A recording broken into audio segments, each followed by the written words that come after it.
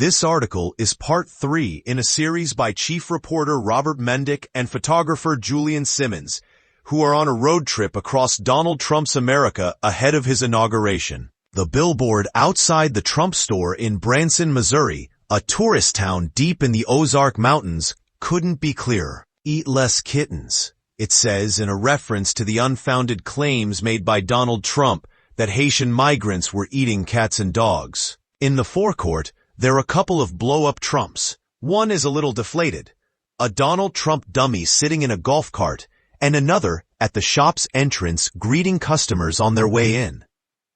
The fake Trumps are dressed beautifully in trademark blue suits with 2 long red ties.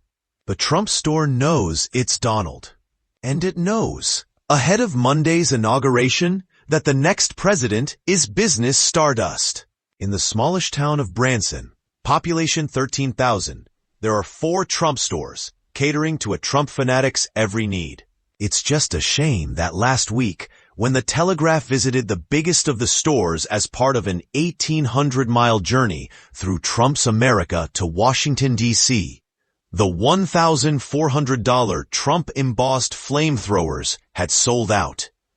Customers had to make do with bullet-shaped tumblers at $35 that declare, "Not today, you can't kill freedom," with a photo of the president in the aftermath of his attempted assassination. Otherwise, there's a Trump elf at $15, or myriad t-shirts, caps, and pretty much anything else you can think of, including woke brew coffee and a Make the House Smell Great Again candle with a Fruit Loop scent at $20. A Make Kids Great Again spanking paddle, made from a piece of solid wood that really will hurt, is available for $35. Ouch! The tourists who flock to Branson, known as the Las Vegas of the Ozarks, lap up Trump merchandise. The town has taken off in recent years, not least because it was quick out the blocks, relaxing COVID-19 restrictions when competitors were still shut down. But this is solid Republican country too, and there's no disgrace here in displaying very public support for Mr. Trump. No other president in history has ever been this commercial. None other than Mr. Trump has helped to shift personalized socks, speakers, and chopping boards. His resumption of office in the White House on Monday, 1,000 miles away in Washington, D.C., will inevitably further fuel sales. The 20 Trump inauguration beanie, bright pink for his female fans, is selling well. Serenity Benoit, the teenager managing the Trump store last week, describes as crazy the scale of the Trump trade in the year and a half she's worked there. Until recently, she claims, the store couldn't even get a foothold on Google, presumably because of Mr. Trump's conviction in New York and in the aftermath of the January 6th insurrection. "We had Trump on our website and we were locked out of Google, but we still do crazy business," she says. On a typical day, the store does anywhere between 5,000 and 15,000 of trade. The weekend Mr. Trump got shot on the campaign trail in Butler, Pennsylvania, the store sold $34,000 of merchandise. In a year, it turned over $900,000 in credit card sales, not including cash transactions.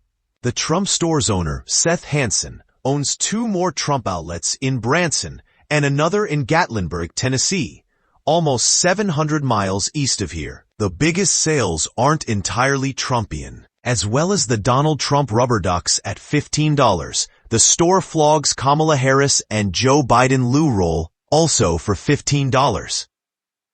A lot of people like the toilet paper with Kamala Harris's face on it and it sells like crazy, says Miss Benoit. We also ran out of Trump elves. The people buying in here are very passionate. We used to have a flamethrower that had Trump engraved on the side of it for $1,400, but they sold out. We thought it was funny, but people really started wanting them. Mother and daughter Linda Beard, 79, and Kim Wright, 59, visiting from their home 3 hours away in Little Rock, Arkansas, popped in ahead of the inauguration in search of gifts for themselves and family. When we're in Branson, we specifically make a point of coming to this store, says Mrs. Beard. Branson is such a patriotic area, and Donald Trump is a true patriot. He truly loves the people in our country. He truly wants to see us thrive and get us back to where we were. Mrs. Wright, who works in a women's boutique, says, I just love him. She is wearing a sweatshirt with Mr. Trump's signature emblazoned across it. She buys a bobble hat and a coffee cup for herself and a beanie hat for her husband, a law enforcement officer, for $73.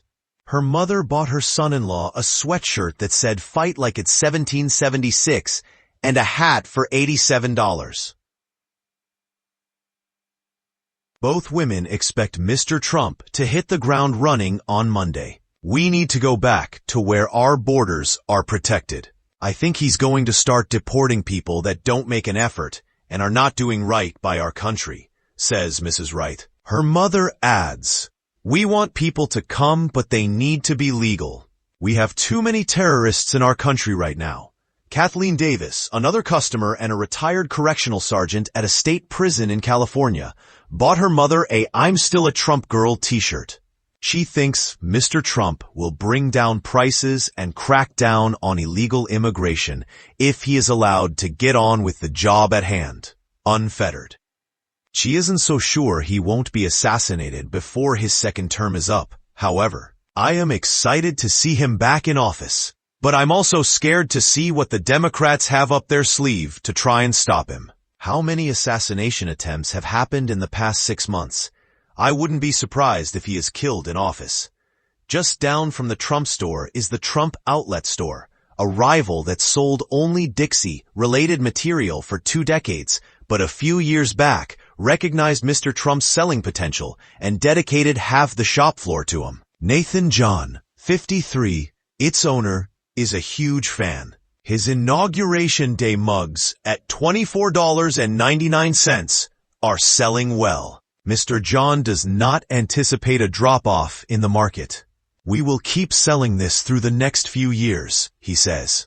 It also helps that in places like Branson, part of Taney County, where Mr. Trump gained almost 80% of the vote, there's nothing shame-making in showing support for the new president in a very public way. How else to explain the popularity of a Trump sun visor that comes with a great tuft of comb-over hair sticking out the top? Expect to see them at the inauguration and in the summer months to come.